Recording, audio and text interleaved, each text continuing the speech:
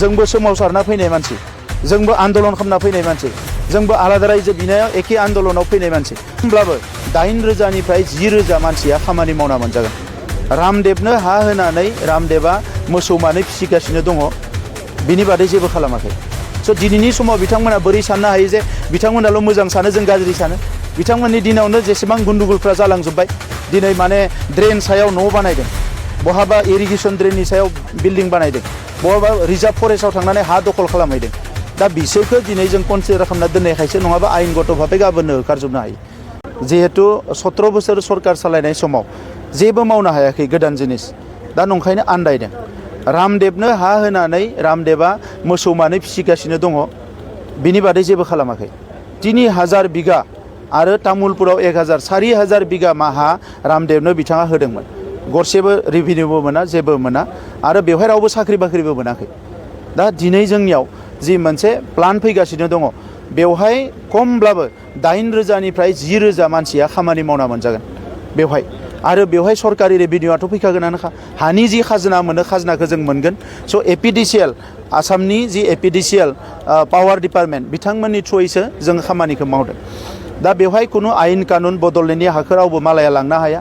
गाबोन इन्डास्ट्रिया बन्द जानाय लोगो लोगो बे हाया जोंनियावनो फैफिनगोन। जोङो गासैखौबो स्ट्रिक्ट रुलखौ फल' खालामनानै, 6 सिडिउलनि आयेनखौ मानिनानैसो सोरनोबा जुदि हा एलटमेन्ट होयोबा, हा लिजाव होयोबा बेखौ होनाय जायो। बिथांमोननि दिनाव बे आयेन कानुनफोरखौ बिथांमोना सिरियासलि नायामोन, जायनि थाखाय दिनै एपिलेट अथरिटि, हानि लास्ट जाय अथरिटि हा सेटेलमेन्ट खालामनाय, बे एपिलेट अथरिटि, बेखौबो हाग्रामा महिलारिनि दिनाव खालामनाय जायाखैमोन। दा नंखायनो दिनै भटनि थाखाय, भटनि सार्थआव बिपिएफनि सानैसो मानसिफ्रा बेखौ पलिटिलाइज खालामदों।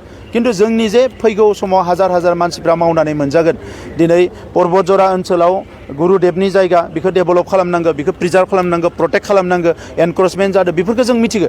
किन्तु दिनैनि समाव बिथांमोना जाय बुंदों, हाजार हाजार मानसि, हाजार हाजार बिगा आवग्रिनानै सोरबा सोरबाया साहा बागान गायनानै दङ, नाथाय गोरिब गुन्द्रानि खोथाखौ सानाखै।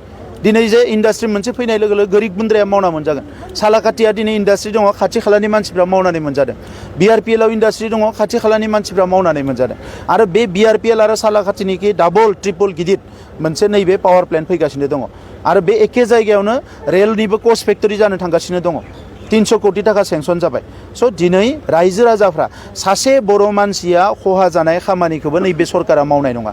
सासे न'खरसे बर' मानसिया खहा जानाय खामानिखौबो नैबे सरकारा मावनाय नङा। बेखौ मावनो थाखाय जों फैयाखै। दा नंखायनो बिपिएफनि मानसिफ्रा रायजो राजाखौ मिसलिड खालामनाङा। सारा पर्बतजरानि रायजो राजाफ्रा बे इन्डास्ट्रिया जानाय लोगो लोगोनो बेवहाय मावनानै जानो हागोन। जायफोर दिनै सोरबा सिकिउरिटि गार्ड जाहैदो, केरेलायाव थांनानै गुजरात हारियानायाव खामानि मावहैदो, बे बाथ्राफोरखौथ' बिथांमोना मिथिया जा सोरनि न'खरा मा जादों। गाबोन बे मानसिफ्रा फैनानै नैबेयावनो खामानि मावनानै जानो हागोन। इन्डास्ट्रिया अपारेट जानायनि सिगाङावनो 18,000निफ्राय 20,000 मानसिया बेयाव खामानि मावनो हागोन। आरो इन्डास्ट्रिया अपारेट जानाय लोगो लोगोनो माखासे पार्मानेन्ट पस्टफोराव बिसोरो साख्रि मावनानै जानो हागोन। स' बेवहाय गोबां सुबिदा दङ। आरो बेफोरखौ नोजोर होआलासिनो जोंबो सोमावसारना फैनाय मानसि, जोंबो आन्दलन खालामना फैनाय मानसि, जोंबो आलादा रायजो बिनायाव एखे आन्दलनाव फैनाय मानसि। स' दिनैनि समाव बिथांमोना बोरै साननो हायो जे बिथांमोनाल' मोजां सानो, जों गाज्रि सानो। बिथांमोननि दिनावनो जेसेबां गुन्दुगुलफ्रा जालांजोब्बाय। दिनै माने ड्रेन सायाव न' बानायदों, बहाबा इरिगेसन ड्रेननि सायाव बिल्डिं बानायदों, बहाबा रिजार्भ फरेस्टआव थांनानै हा दखल खालामहैदों।